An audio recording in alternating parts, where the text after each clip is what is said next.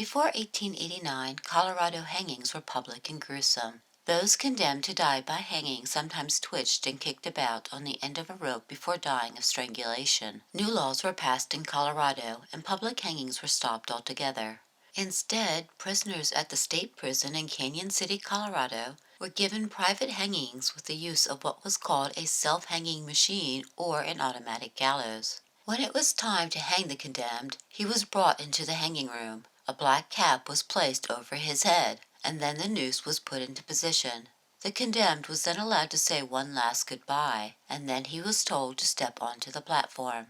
The weight of the condemned caused the water to flow, and then the condemned waited and waited. Instead of an instant drop at the platform, it took a few minutes before the condemned prisoner was jerked upwards several feet into the air. Some refer to this reverse hanging as being jerked to Jesus, but it does not appear that the automatic noose killed the condemned faster than the traditional drop.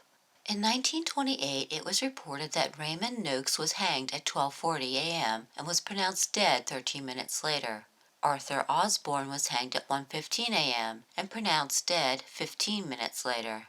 Witnesses to the hanging were sworn to secrecy as to the events of the hangings and why it took so long for the condemned to reach their deaths. Of course, the automatic gallows was not unique to Colorado. The Connecticut State Prison also used the upright jerker beginning in 1894. The Connecticut jerker reportedly had a faster jerk time than the Colorado jerker, and it also allowed the warden to speed up a hanging. This newer automatic gallows was later patented in 1895.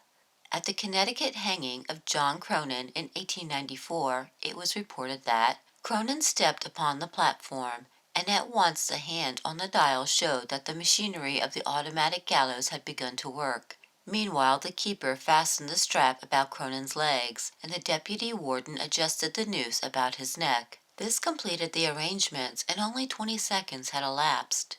The machine was set for 40 seconds before the trap would spring, but there is an arrangement by which the warden can spring the trap at any instant. And as the deputy warden completed his arrangements, he raised his right hand and immediately, without waiting for the shot to run out of the automatic spring, the warden pressed a lever and Cronin's body shot into the air. This was at exactly 1:02 a.m. Cronin was pronounced dead 7½ minutes later. The automatic gallows was used in Colorado up until 1933.